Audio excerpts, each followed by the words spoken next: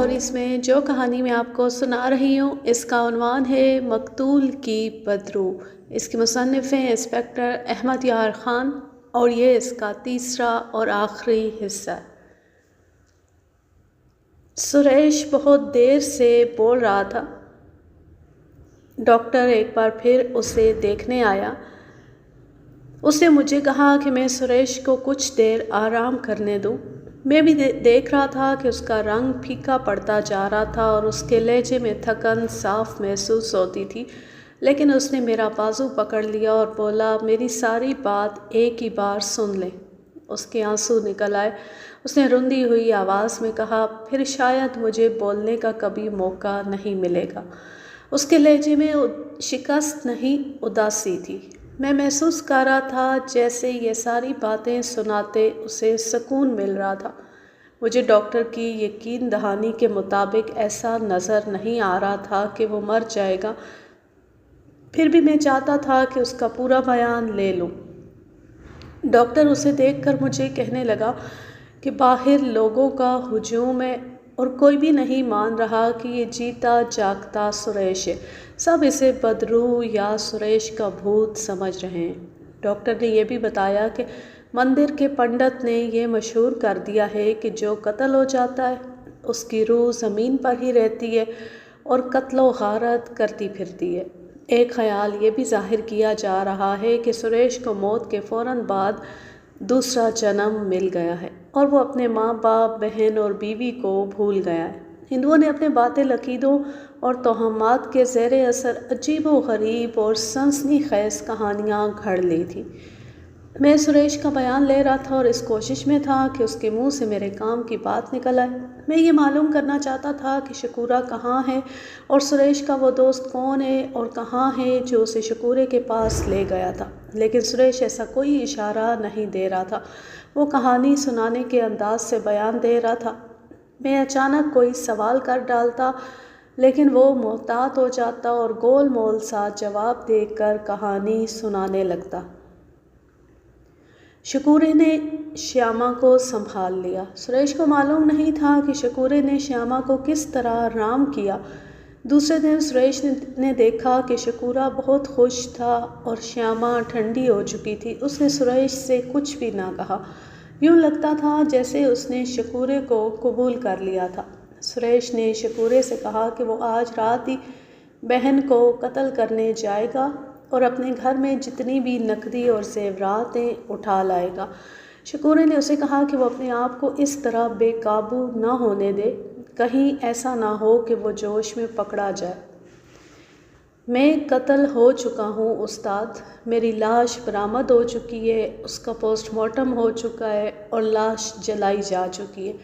میں اپنے گھر جا کر کہوں گا کہ میں تمہارے مرے ہوئے بیٹے کی بدرو ہوں، وہ سب غش کھا کر گر پڑیں گے، میں اپنا کام کر آؤں گا۔ وہ اتنا شور مچائیں گے کہ سارا شہر اکٹھا ہو جائے گا، تم میرے آدمی کو بھی پکڑواؤ گے۔ میں اکیلا جاؤں گا استاد، مجھے گھوڑی دے دو، خنجر میرے پاس ہے۔ شکورے نے اسے اجازت دے دی۔ وہ اسی گھوڑی پر آیا اور گھوڑی اسی دوست کے گھر چھوڑی۔ اسے بتایا کہ وہ کیا کرنے آیا ہے۔ دوست نے بھی اسے روکا کہ وہ اتنی جلدی وارداتیں نہ کرے، لیکن سریش انتقام کی آگ میں جل رہا تھا۔ آدھی رات کو وہ اپنے گھر والی گلی میں گیا۔ وہ سر سے ننگا تھا اور اس کا چہرہ بھی ننگا تھا۔ چوکیدار دوسری گلی میں چلا گیا تو اس نے اپنے دروازے پر دستک دی۔ تیسری دستک پر دروازہ کھلا، اس کا باپ تھا۔ سریش نے کہا کہ میں سریش ہوں جس کی لاش کو تم لوگ جلا چکے ہو۔ اس کے باپ کی تو جیسے زبان ہی اکڑ گئی۔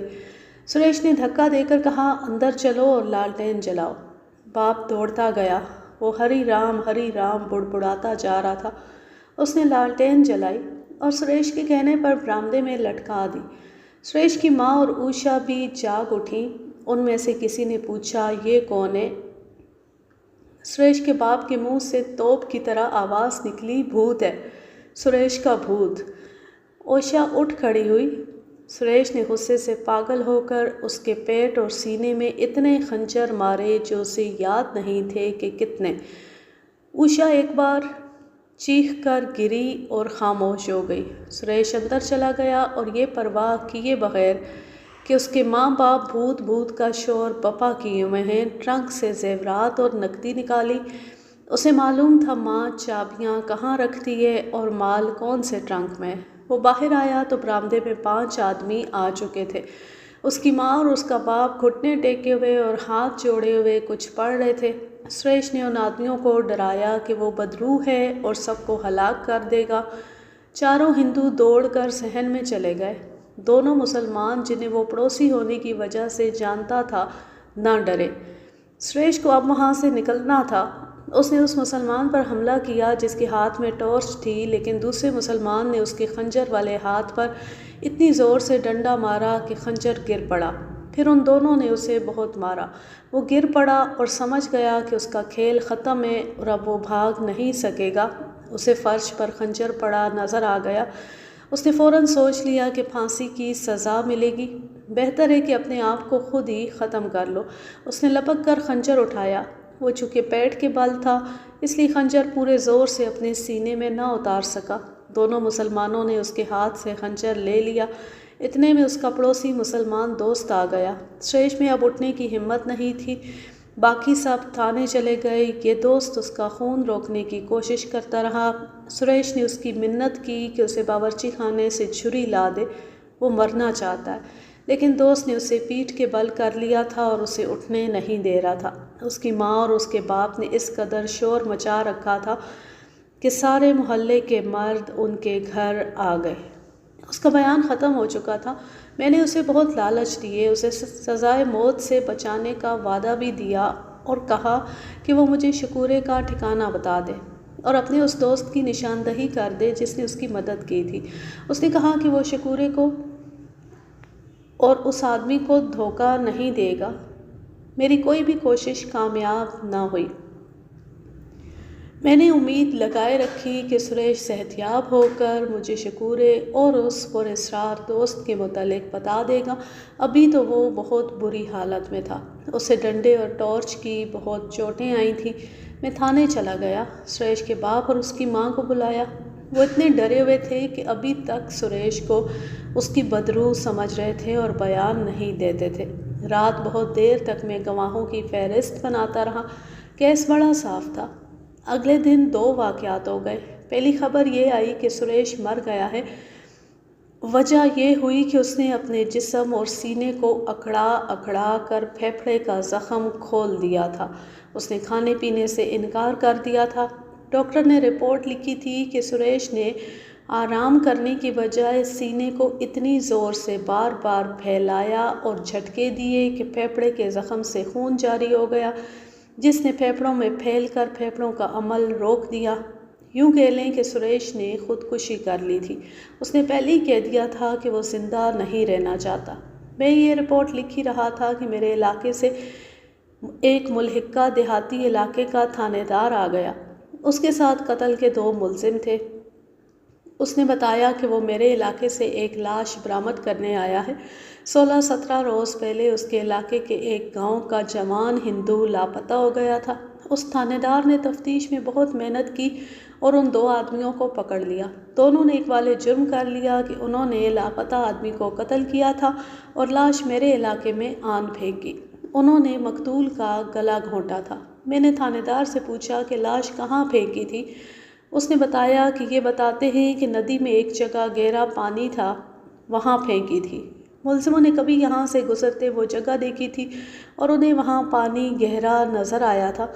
انہوں نے مقتول کو جب قتل کیا تو لاش گھوڑی پر رکھ کر 13-14 میل دور قصبے کے قریب لے آئے اور ندی میں پھینک گئے۔ میں چونکا اور ان کے ساتھ وہاں چلا گیا۔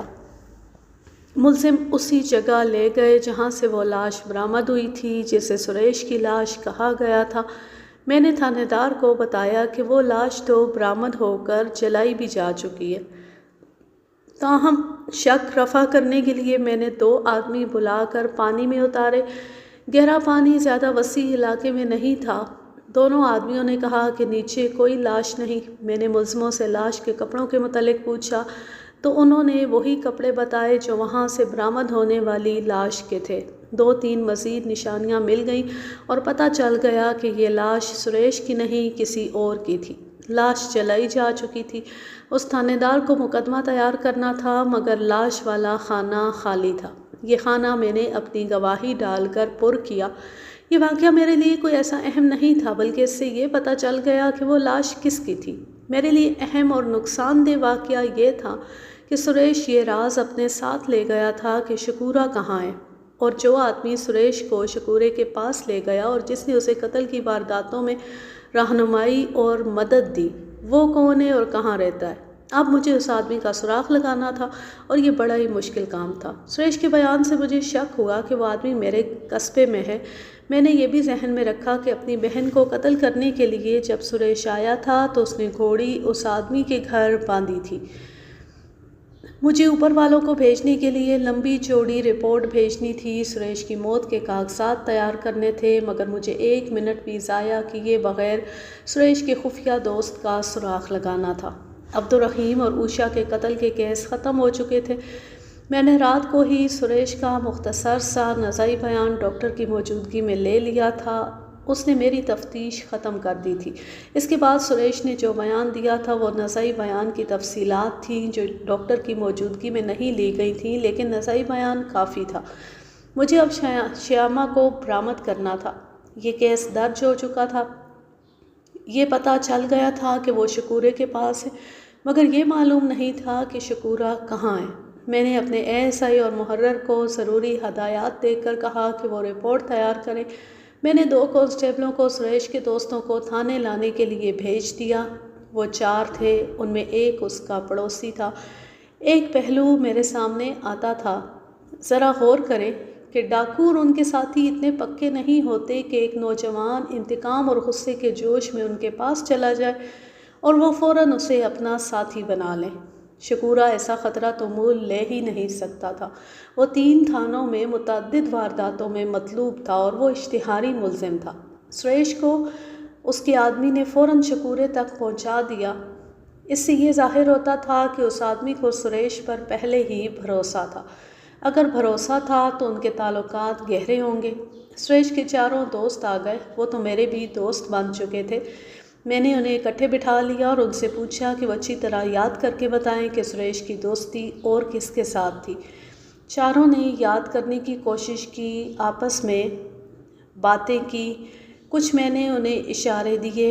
آخر انہیں یہ یاد آیا کہ 2-3 ماہ پہلے تک سریش صبح سویرے ایک پہلوان کے اکھاڑے میں جاتا رہا ہے۔ سریش کے پڑوسی دوست نے بتایا کہ یہ پہلوان کبھی کبھی سریش کے گھر بھی آیا کرتا تھا۔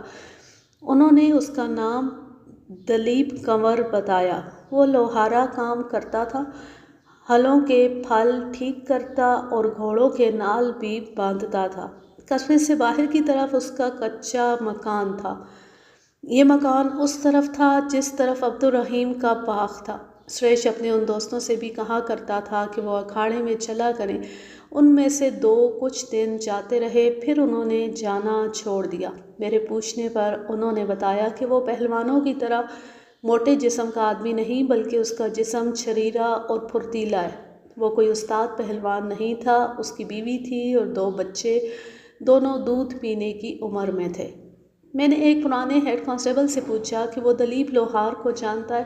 اس نے بتایا کہ وہ اسے جانتا ہے اور وہ قبرستان کے تکیے پر جوا بھی کھیلتا ہے۔ جوئے کے علاوہ اس کے خلاف کوئی شکایت نہیں تھی۔ ہیڈ کانسٹیبل نے دلیپ کے متعلق پوری رپورٹ لینے کے لیے 2 آدمی بلا لیے۔ یہ جوا کھیلنے والے اور چھوٹے چھوٹے جرائم کرنے والے آدمی تھے۔ یہی لوگ پولیس کے مخبر ہوا کرتے ہیں۔ میں نے ان سے دلیپ لوہار کے متعلق پوچھا۔ انہوں نے بتایا کہ وہ لوہار نہیں، کچھ اور بھی ہے جس کا کسی کو علم نہیں۔ وہ 3-3 4-4 دنوں کے لیے کہیں چلا جاتا ہے۔ انہیں یہ معلوم نہیں تھا کہ اب گھر میں ہی ہے یا کہیں گیا ہوا ہے۔ بہرحال انہوں نے دلیپ کی جو باتیں سنائیں ان سے میرا شک پختہ ہو گیا۔ میں نے ان سے پوچھا کہ اس کے پاس گھوڑی ہے؟ نہیں، اس نے کبھی گھوڑی نہیں رکھی۔ اتنے میں ایک اور آدمی آ گیا، اسے بھی ہیڈ کانسٹیبل نے بلایا تھا۔ اس سے دلیپ کے متعلق پوچھا تو اس نے بھی وہی کچھ بتایا جو 2 آدمی بتا چکے تھے۔ یہ آدمی اسے زیادہ اچھی طرح جانتا تھا۔ اس نے بتایا کہ دلیپ لوہار کسی پہلو سے شریف آدمی نہیں، مگر اسے بھی معلوم نہیں تھا کہ دلیپ کہاں چلا جاتا ہے۔ یہ آدمی چرس پیتا تھا۔ رات اتنی چرس پی گیا کہ تکیے میں ہی پڑا رہا۔ صبح اذان کے وقت اس کی آنکھ کھلی تو وہ ندی کی طرف چلا گیا۔ ایک گھڑ سوار اس کے قریب سے گزرا تو اس نے پہچان لیا، وہ دلیپا لوہار تھا۔ میں نے کہا، دلیپے اتنی سویرے کہاں چل پڑے؟ اس نے کہا کہ سامنے والے گاؤں میں مکھیا نے کسی کام سے بلایا تھا، سوچا صبح صبح ہو آؤں، اور وہ چلا گیا۔ میں نے اس آدمی سے کہا، اور یاد کرو، کوئی بہت چھوٹی سی بات ہو تو وہ بھی بتا دو۔ اس نے چند ایک باتیں بتائیں، اور اس نے ایک بات معمولی سمجھ کر بتائی جو میرے لیے بہت اہم تھی۔ اس نے سریش کے باپ کا نام لے کر کہا کہ اس کی بیٹی اوشا، جو سنا ہے رات کو قتل ہو گئی ہے، بیوہ ہو کر گھر آئی تو اسے دلیپے نے پھانس لیا تھا۔ اوشا کے بھائی سریش کی بھی دلیپے کے ساتھ دوستی تھی۔ سریش کو تو اس نے اپنا شاگرد بنا لیا تھا۔ صبح سویرے اکھاڑے میں اسے داؤ سکھاتا تھا، اس کے گھر جاتا اور اس گھر کی بہت خدمت کرتا تھا۔ اس نے تفصیل سے بتایا کہ اوشا کے ساتھ اس کی ملاقاتیں کہاں ہوتی تھیں۔ اس آدمی کو یہ بھی معلوم تھا کہ اوشا نے عبدالرحیم کے ساتھ دوستی کر لی تھی۔ عجیب بات یہ تھی کہ دلیپ کے ساتھ دوستی رہی تو اوشا بدنام نہ ہوئی، عبدالرحیم کے ساتھ اس کا دوستانہ ہوا تو سارے شہر کو پتہ چل گیا۔ میں نے اسی آدمی سے کہا کہ فوراً پتہ کر کے آؤ کہ دلیپ واپس آیا ہے یا نہیں۔ میرے ذہن میں ایک اور شک نے سر اٹھایا۔ دلیپ کو یقیناً پتہ چل گیا تھا کہ سریش پکڑا گیا ہے۔ اگر دلیپ ہی شکورے کا آدمی اور سریش کا دوست ہے تو وہ شکورے کو اطلاع دینے چلا گیا ہوگا۔ سریش گھوڑی اس کے گھر باندھ آیا ہوگا، دلیپ اسی گھوڑی پر شکورے کے پاس گیا ہوگا۔ میرا شک بڑا پختہ تھا۔ یہ آدمی آدھے گھنٹے میں ہی آ گیا اور خبر لایا کہ دلیپا واپس نہیں آیا، اس کی بیوی اور بچے گھر ہیں، شاید شام کو آ جائے۔ میں نے ہیڈ کانسٹیبل سے کہا کہ وہ کسی قابل اعتماد آدمی کو یہ ڈیوٹی دے کہ دلیپ کے گھر پر نظر رکھے، وہ جو ہی آئے فوراً مجھے اطلاع مل جائے۔ میں دوسری کارروائیوں میں مصروف ہو گیا۔ سریش کے دوستوں کو فارغ کر دیا، مخبروں کو ڈرایا دھمکایا کہ دلیپا میرے ہاتھ نہ آیا تو میں انہیں اس شک میں پکڑ لوں گا کہ انہوں نے اسے خبردار کر کے بھگا دیا ہے۔ دن بھر مصروفیت میں گزرا۔ رات 11:30 بجے ہوں گے۔ میں گہری نیند سویا ہوا تھا۔ مجھے جگا کر بتایا گیا کہ دلیپا لوہار ابھی ابھی گھر آیا ہے۔ میں نے ہیڈ کانسٹیبل اور 2 کانسٹیبلوں کو ساتھ لیا اور جا کر دلیپے کا دروازہ کھٹکھٹایا۔ دروازہ اس کی بیوی نے کھولا۔ میں نے پوچھا، دلیپا کہاں ہے؟ اس نے جواب دیا، وہ تو گھر نہیں ہے۔ میں نے اسے ایک طرف دھکا دیا اور اندر چلا گیا۔ دلیپ چارپائی پر لیٹا ہوا تھا، مجھے دیکھ کر اٹھ کھڑا ہوا۔ میں نے اسے کہا، دلیپے تم تو گھر نہیں تھے۔ اس نے ہنس کر کہا، میں نے بیوی سے کہا تھا کہ میں بہت تھکا ہوا ہوں، جو کوئی ہو کہہ دینا میں گھر نہیں ہوں۔ کہیں باہر سے آ رہے ہو؟ نہ جی، ہم غریبوں کو کہاں جانا ہے۔ صحن میں ایک طرف کچا برآمدہ تھا، وہاں گھوڑے کی لید اور چارہ بکھرا ہوا تھا۔ میں نے دلیپ سے پوچھا کہ گھوڑی کہاں ہے؟ اس نے جواب دیا کہ ایک دوست آیا تھا، اس کی گھوڑی یہاں بندھی رہی ہے۔ میں نے اسے ساتھ لیا اور باہر آ کر چوکیدار سے الگ لے جا کر کہا کہ وہ اس گھر پر نظر رکھے۔ دلیپ کی بیوی گھر سے نکلے تو اس کا پیچھا کر کے دیکھے کہ کہاں جاتی ہے، اور اگر کوئی آدمی اس گھر میں آئے تو فوراً تھانے میں اطلاع دے۔ چوکیدار کو بتائے بغیر میں نے ایک اور آدمی کو اس ڈیوٹی پر وہاں چھوڑ دیا اور اسے کہا کہ وہ چوکیدار سے چھپا رہے اور اس پر بھی نظر رکھے۔ بعض چوکیدار بڑے بڑے ڈاکوؤں کے مخبر ہوا کرتے تھے۔ میں نے دلیپ کی بیوی کو اس مقصد کے لیے گھر پر ہی رہنے دیا تھا کہ ہو سکتا ہے کوئی ڈاکوؤں کا ساتھی اس کے پاس آ جائے۔ دلیپ کو تھانے لے جا کر اپنے دفتر میں بٹھایا اور اسے کہا، 2 باتوں کا جواب دے کر مجھے مطمئن کر دو اور گھر چلے جاؤ۔ ایک یہ کہ تم صبح سویرے گھوڑی پر کہاں گئے تھے، اور دوسرے یہ کہ گھوڑی کس کی تھی۔ میں تمہیں یہ بتا دوں کہ جو جواب دو گے اس کی میں تصدیق کراؤں گا۔ تم تھانے میں ہی رہو گے اور وہ آدمی تھانے میں بلائے جائیں گے۔ دلیپے تمہارے لیے بہتر یہی ہے کہ سچ بول دو۔ اس نے مجھے ٹالنے کی کوشش کی۔ آدمی ذہین اور چالاک معلوم ہوتا تھا۔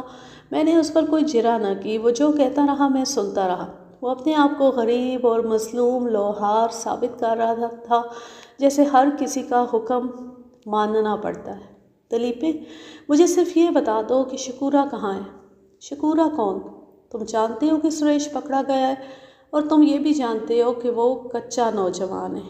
میں نے اسے یہ نہ بتایا کہ سریش مر چکا ہے، اسے معلوم نہیں ہونا چاہیے تھا کیونکہ وہ دن بھر قصبے سے باہر رہا تھا۔ اور تم یہ بھی جانتے ہو کہ تم جیسے ملزموں سے ہم کس طرح اقبال جرم کرا لیا کرتے ہیں۔ وہ پختہ کار معلوم ہوتا تھا، ہنس کر بولا، جناب آپ کو غلطی لگ رہی ہے، کسی اور کے دھوکے میں آپ مجھے پکڑ لائے ہیں۔ میں نے اسے پچھلے کمرے میں بھیج دیا۔ دلیپے کی بیوی کو بلانے کے لیے میں نے ایک کانسٹیبل کو بھیج دیا۔ اس عورت کو پریشان کرنے کے لیے میں نے کانسٹیبل سے کہا کہ وہ بچوں کو ساتھ نہ لائے۔ وہ دلکش اور جوان عورت تھی، گھبرائی ہوئی تھانے میں آئی، آتی کہنے لگی کہ اس کے بچے گھر میں اکیلے ہیں۔ میں نے اسے کہا کہ میں جو کچھ پوچھوں وہ صحیح بتا دے اور اپنے بچوں کے پاس چلی جائے۔ عورت جب ماں بن جاتی ہے تو بہت دلیر ہو جاتی ہے اور بے حد بزدل بھی۔ اپنے بچے کی خاطر وہ اپنی فطرت کے خلاف بھی رنگ بدل لیا کرتی ہے۔ میں اس عورت کی اس کمزوری سے فائدہ اٹھانے کی کوشش کر رہا تھا۔ اسے سچ بولنے کا وعدہ کیا تو میں نے اسے کہا کہ جو ہی مجھے یقین ہو جائے گا کہ وہ سچ بول رہی ہے، میں اسے اس کے گھر لے چلوں گا اور باقی باتیں وہیں ہوں گی۔ میں نے اسے یہ بھی کہا کہ اس نے مجھے ٹالنے اور دھوکہ دینے کی کوشش کی تو میں اس کے بچوں کی پرواہ نہیں کروں گا اور اسے حوالات میں بند کر دوں گا۔ جلدی پوچھیں، اس نے روندی ہوئی آواز میں تیزی سے کہا، میرے بچے گھر میں اکیلے ہیں، جو پوچھنا ہے جلدی پوچھیں۔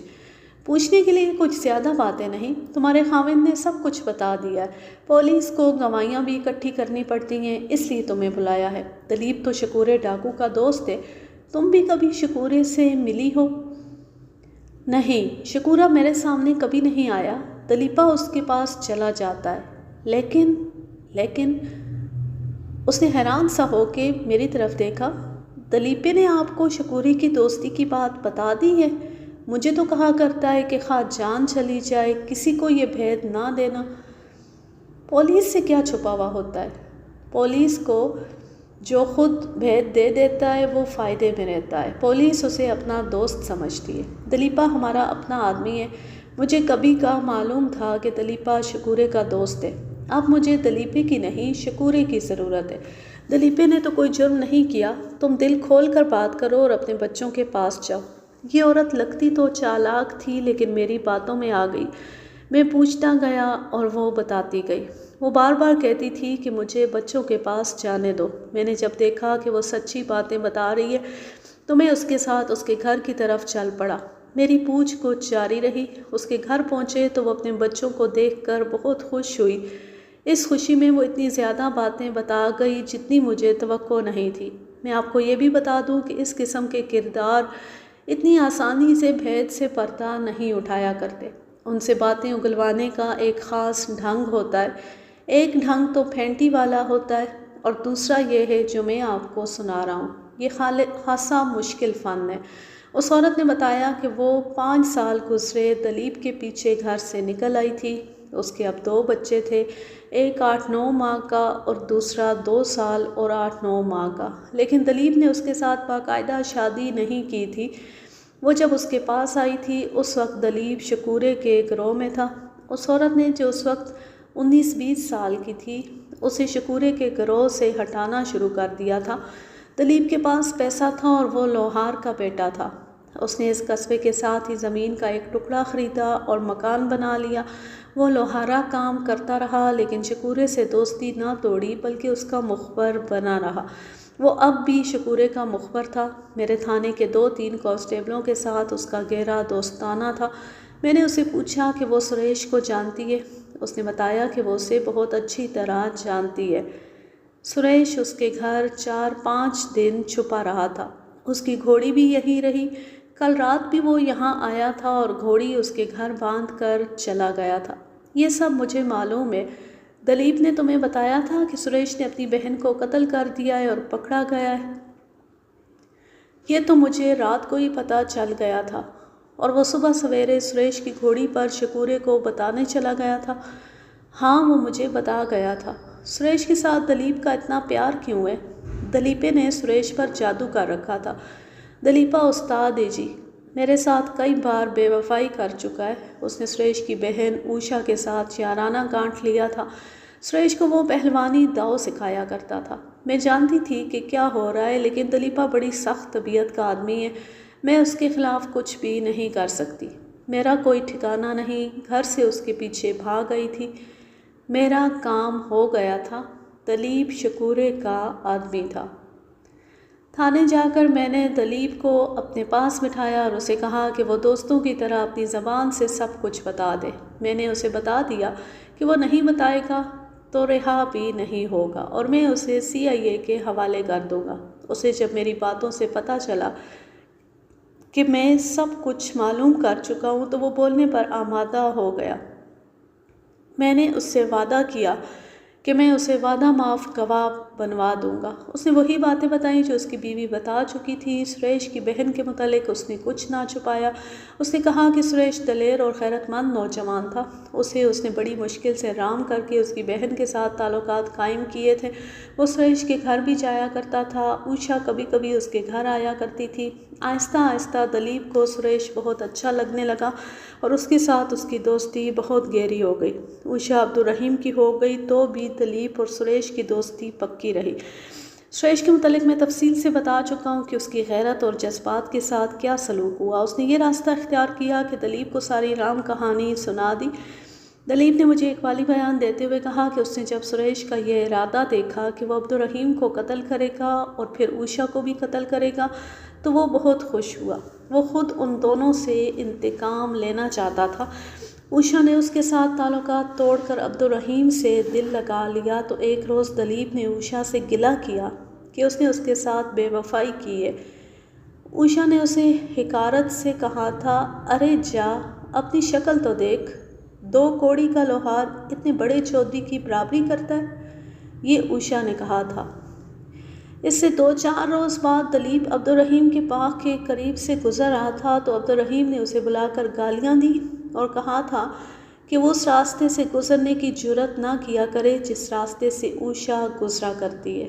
عبدالرحیم کو معلوم نہیں تھا کہ وہ جسے اتنا حقیر سمجھ رہا ہے وہ ایک اشتہاری ڈاکو کا آدمی ہے۔ تاہم دلیپ نے انتقام کا نہیں سوچا تھا۔ اب سریش نے ان دونوں سے انتقام لینے کا ارادہ ظاہر کیا تو اس کے اندر بھی انتقام کا شعلہ بھڑکا۔ اس نے سریش کے ارادوں میں اپنا مزید فائدہ دیکھا۔ سریش اپنے سسر کے گھر اور اپنے گھر بھی ڈاکہ ڈالنا چاہتا تھا۔ دلیپ کو اس میں سے حصہ ملنے کی توقع تھی۔ شکورہ حصہ دینے میں بڑا فیاض تھا۔ دلیپ سریش کی بیوی شیاما کو اچھی طرح جانتا تھا۔ سریش نے جب کہا کہ وہ شیاما کو اغوا کر کے شکورے کے حوالے کر دے گا تو دلیپ کو یہ خوشی ہوئی کہ وہ اتنی خوبصورت لڑکی شکورے کو دلا کر اس کی خوشنودی حاصل کرے گا۔ وہ شکورے کے پاس چلا گیا اور اسے سب کچھ بتایا اور اس نے سریش کی سفارش کی۔ شکورہ مان گیا اور سریش کو ایک روز دلیپ شکورے کے پاس لے گیا۔ اس کے بعد کی کہانی میں آپ کو سریش کی زبانی سنا چکا ہوں۔ اب مسئلہ شکورے کو پکڑنے کا تھا۔ دلیپ نے بتایا کہ شکورہ اب وہاں نہیں ملے گا کیونکہ دلیپ اسے بتا آیا تھا کہ سریش پکڑا گیا ہے اور چونکہ وہ نوجوان اور نا تجربے کار ہے اس لیے خطرہ ہے کہ وہ اقبال جرم کر کے شکورے کی نشاندہی کر دے گا۔ دلیپ کو اپنے متعلق بھی یہی خطرہ تھا لیکن اس نے ابھی سوچا نہیں تھا کہ وہ کیا کرے اور وہ پکڑا گیا۔ اس نے ان تمام واقعات کی تصدیق کر دی جو سریش نے اپنے بیان میں سنائے تھے۔ میں نے اسے اپنا فیصلہ سنا دیا کہ میں اسے وعدہ معاف گواہ بنا رہا ہوں۔ اس نے اس گاؤں کا نام بھی بتا دیا جہاں شکورہ ٹھہرا ہوا تھا۔ اب شکورہ وہاں سے چلا گیا تھا۔ دلیپ کو معلوم نہیں تھا کہ وہ کہاں چلا گیا ہوگا۔ اس نے 3 جگہیں بتائیں۔ شیاما کا باپ یعنی سریش کا سسر اپنی بیٹی کے لیے تڑپ رہا تھا۔ حقیقت یہ ہے کہ مجھے خود افسوس ہو رہا تھا کہ اتنی نازک اور نوجوان لڑکی ویشیوں کے قبضے میں آ گئی ہے۔ اس کا باپ تھانے سے اٹھتا نہیں تھا، رو رو کر کہتا تھا کہ میں اپنی بیٹی کی واپسی کے لیے ساری دولت لٹا دوں گا۔ جب دلیپ نے اقبال جرم کر لیا تو میں نے شیاما کے باپ کو بتایا کہ اس کی بیٹی کا سراغ مل گیا ہے اور اسے دلیپ برآمد کرا سکتا ہے۔ شیاما کے باپ کے کہنے پر میں نے اسے دلیپ سے ملوا دیا۔ اس نے دلیپ سے کہا کہ وہ اس کی بیٹی برآمد کرا دے تو وہ اسے 5,000 روپیہ دے گا۔ یہ خاص طور پر پیش نظر رکھیں کہ اس دور کا 5,000 روپیہ آج کے 1 لاکھ روپے کے برابر تھا۔ دلیپ کی تو قسمت جاگ اٹھی تھی۔ ایک طرف وہ وعدہ معاف گواہ بن رہا تھا، دوسری طرف اسے 5,000 روپیہ مل رہا تھا۔ اس نے پورے عزم سے شکورے کو پکڑوانے کا وعدہ کیا۔ شکورے کو پکڑنا میرا کام نہیں تھا۔ میں نے بڑی طویل رپورٹ لکھی اور اپنے DSP کو بھیج دی۔ انگریز افسر ڈاکوؤں کو پکڑنے میں ایک لمحہ بھی ضائع نہیں کیا کرتے تھے۔ وہ قتل کی تفتیش اور سراغ رسانی کو اتنی اہمیت نہیں دیتے تھے جتنی ڈکیتی، نقب زنی اور چوری کی تفتیش کو دیتے تھے۔ ترقی دیتے وقت وہ خاص طور پر دیکھتے تھے کہ اس نے ڈکیتی وغیرہ کی کتنی وارداتوں کی کامیاب تفتیش کی ہے۔ میری رپورٹ پہنچتی انگریز DSP کیسنگٹن میرے تھانے میں آ گیا اور اس نے مجھے اور دلیپ کو سامنے بٹھا لیا۔ مجھے اس نے دل کھول کر داد دی۔ وہ اردو تو بولتا ہی تھا، اس علاقے کی دیہاتی زبان بھی بول اور سمجھ سکتا تھا۔ اس نے پورا ایک دن میرے تھانے میں صرف کر کے کیس CIA کے لیے تیار کیا۔ وہ چلا گیا اور تیسرے روز واپس آ گیا۔ اس کے ساتھ ایک انگریز پولیس انسپکٹر تھا، 2 انسپکٹر ہندوستانی مسلمان تھے اور 10 کانسٹیبل بھی ساتھ تھے جن کا تعلق ڈکیتی اسکواڈ کے ساتھ تھا۔ 6 کانسٹیبل میرے تھانے کے چنے گئے۔ DSP اور انگریز انسپکٹر نے ایک اسکیم تیار کی جو یوں تھی کہ وہ ایک پرائیویٹ لاری یعنی بس پر آئے تھے۔ دلیپ کو ان 3 جگہوں پر جانا تھا جہاں شکورہ گیا تھا۔ وہ ان 3 میں سے کسی ایک جگہ تھا۔ دلیپ نے اسے یہ بتانا تھا کہ بمبئی کا ایک پارسی تاجر اپنی لاری پر بمبئی سے آیا ہے۔ وہ بڑے بڑے شہروں میں مال بیچ بھی رہا ہے اور خرید بھی رہا ہے۔ اس کے پاس لاکھوں روپیہ ہے اور سونا بھی ہے۔ دلیپ نے شکورے کو اطلاع دے کر واپس آنا تھا تاکہ وہ میرے قصبے سے لاری کی روانگی کا سراغ لگا کر شکورے کو بتائے۔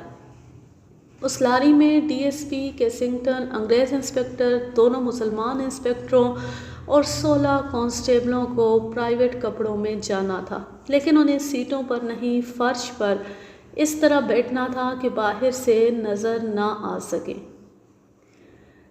دلیپ کو شکورے کے ساتھ ہونا اور لاری پر حملے کے لیے گھات لگانی تھی۔ اس طرح شکورے کو زندہ یا مردہ پکڑنا آسان سمجھا گیا تھا۔ اکثر یوں ہوتا تھا کہ جس گاؤں میں کسی ڈاکو کی موجودگی کی اطلاع ملتی تھی اس گاؤں کا بڑی خاموشی سے محاصرہ کر لیا جاتا تھا۔ مقابلہ ہوتا تھا۔ ڈاکو عموماً ایمونیشن ختم ہو جانے کی وجہ سے پکڑے جاتے یا مارے جاتے تھے اور پاس نکل بھی جایا کرتے تھے۔ شکورے کے طور طریقوں اور چالوں سے DSP کیسنگٹن اچھی طرح واقف تھا۔ وہ کہتا تھا کہ اس کا مخبری کا نظام بڑا اچھا ہے، وہ محاصرے میں آنے سے پہلے ہی نکل جاتا ہے، اس لیے اسے مال سے بھری ہوئی لاری کا دھوکہ دیا جا رہا تھا۔ آپ نے سلطانہ ڈاکو کی انگریزی فلم دی لانگ ڈوئل دیکھی ہوگی۔ اس میں سلطانہ یعنی سلطان کو ایک مال گاڑی کا دھوکہ دیا گیا تھا۔ اسے اطلاع دی گئی تھی کہ ایک مال گاڑی آ رہی ہے جس میں قیمتی مال ہے، لیکن مال کی جگہ ترپالوں کے نیچے فوج اور پولیس کے سپاہی چھپے ہوئے تھے اور ایک مشین گن بھی تھی۔ یہ بالکل سچا واقعہ تھا۔ کیسنگٹن نے شکورے کو قیمتی مال کی لاری کا دھوکہ دینے کی اسکیم بنائی اور دلیپ کو ایک گھوڑی دے کر بھیج دیا گیا۔ توقع تھی کہ دلیپ اگلی شام نہیں تو اس سے اگلی شام واپس آ جائے گا اور یہ اطلاع لائے گا کہ وہ شکورے کو دھوکہ دے آیا ہے اور شکورہ لاری کو لوٹنے کے لیے راستے میں گھات میں ہوگا، مگر دلیپ تیسرے دن بھی واپس نہ آیا۔ میرا تھانہ قلعہ نما تھا، دیواریں زیادہ اونچی نہیں تھیں۔ رات کے 10 بج رہے تھے۔ DSP ڈاک بنگلے میں تھا۔ میں اور دونوں ہندوستانی انسپکٹر تھانے کے صحن میں بیٹھے ہوئے تھے۔ کسی چیز کے گرنے کی آواز آئی۔ یہ ایک بنڈل تھا جو کسی نے پچھواڑے کی دیوار کے اوپر سے پھینکا تھا۔ ادھر ایک گھوڑے کے سرپٹ دوڑنے کی آواز سنائی دی جو بہت دور نکل گئی۔ ایک کانسٹیبل نے بنڈل اٹھا کر ہمیں دیا۔ کھول کر دیکھا، اس میں دلیپ کا سر تھا۔ گردن شہرگ کے نیچے سے کاٹ کر جسم سے کھوپڑی الگ کی گئی تھی۔ اس کی آنکھیں بند تھیں، منہ بند تھا اور چہرہ دھلا دھلایا تھا۔ ہم تینوں انسپکٹر یہ سر اٹھائے ہوئے ڈاک بنگلے میں گئے اور سر DSP کے آگے رکھ دیا۔ DSP بہت دیر اسے دیکھتا رہا، پھر اس نے انگریز انسپکٹر سے کہا کہ میں سوچ بھی نہیں سکتا تھا کہ یہ ڈاکو اس قدر ہوشیار اور چوکس ہے۔ یہ تو کبھی بھی پتہ نہ چل سکا کہ شکورے کو دلیپ پر کس طرح شک ہو گیا تھا کہ وہ اسے دھوکہ دے رہا ہے۔ شکورے نے انگریز ڈی ایس پی اور اس کی پارٹی کو دلیپ کے سر کی صورت میں بڑا دلیرانہ جواب دیا تھا۔ ڈی ایس پی کیسنگٹن اپنی پارٹی کے ساتھ واپس چلا گیا۔ پولیس نے اس گاؤں پر اجتماعی جرمانہ کیا جہاں اس وقت شکورہ ٹھہرا رہا تھا۔ جب سریش اس کے پاس گیا تھا 2 اور گاؤں پر اجتماعی جرمانے ہوئے۔ سی آئی اے نے شکورے کے تعاقب جاری رکھا اور 3 مہینے گزر گئے۔ اس کے متعلق کوئی نہ کوئی بات مجھ تک پہنچتی رہتی تھی۔ ایک بار پتہ چلا کہ شکورے کا ایک ساتھی کسی تھانے میں پکڑا گیا ہے۔ اس نے بتایا کہ شیاما اور شکورے میں اتنی زیادہ محبت ہو گئی ہے کہ وہ ایک دوسرے سے جدا ہوتی ہی نہیں۔ شیاما کو شکورے نے گھڑ سواری سکھائی، پستول چلانا سکھایا اور اسے ڈاکہ زنی کی بھی تربیت دی۔ اسے وہ شہزادی بنا کر رکھتا تھا۔ یہ بھی پتہ چلا کہ دونوں گھوڑوں پر سوار ہو کر جنگل میں سیر سپاٹے کے لیے نکل جاتے تھے۔ آخر شیاما ہی اس کی اور اپنی موت کا باعث بنی۔ رات کو دونوں شراب پی کر جنگل کو نکل گئے۔ ایک نمبردار نے قریبی تھانے میں اطلاع دے دی۔ تھانے دار نے فوری کارروائی کی اور رائفلوں سے مسلح گارد لے کر پہنچ گیا۔ شکورہ اور شیاما دریا کے کنارے ٹہل رہے تھے۔ چاندنی رات تھی۔ تھانے دار نے اپنی پارٹی کو پھیلا دیا اور دونوں کو گرفتاری کے لیے للکارا۔ میں بعد میں تھانے دار سے ملا تھا۔ اس نے بتایا کہ دونوں بھاگے نہیں۔ شکورے کے پاس رائفل تھی اور شیاما کے پاس پستول تھا۔ دونوں نے گھوڑے دوڑا دیے مگر بھاگے نہیں۔ وہ گھوڑے گھماتے رہے اور فائر کرتے رہے۔ 2 کانسٹیبل مارے گئے، 2-3 زخمی ہوئے۔ آخر شکورے کو گولی لگی اور وہ گھوڑے سے گر پڑا۔ شیاما نے اسے گرتے دیکھا تو اپنا گھوڑا اس کے قریب لے آئی اور اس کے گرد گھوڑا گھما پھرا کر فائر کرتی رہی۔ وہ بڑی تیزی سے اپنا پستول ری لوڈ کرتی تھی۔ اس نے کسی کو شکورے کی لاش کے قریب نہ آنے دیا۔ آخر وہ بھی گولی کھا کر گری۔ وہ فوراً ہی مر گئی۔ اسے 1 نہیں 3 گولیاں لگی تھی۔ یوں یہ زبردست کہانی اپنے اختتام کو پہنچی۔ اب میں لیتی ہوں آپ سے اجازت۔ جہاں رہیں خوش رہیں، شاد و آباد رہیں، ہنستے مسکراتے رہیں، اور اگر یہ کہانی یا میرا انداز پسند آئے تو اس چینل کو سبسکرائب ضرور کر لیں اور بیل آئیکن کو ضرور پریس کریں تاکہ آنے والی ہر نیو ویڈیو کی نوٹیفیکیشن آپ کو بر وقت ملتی رہے۔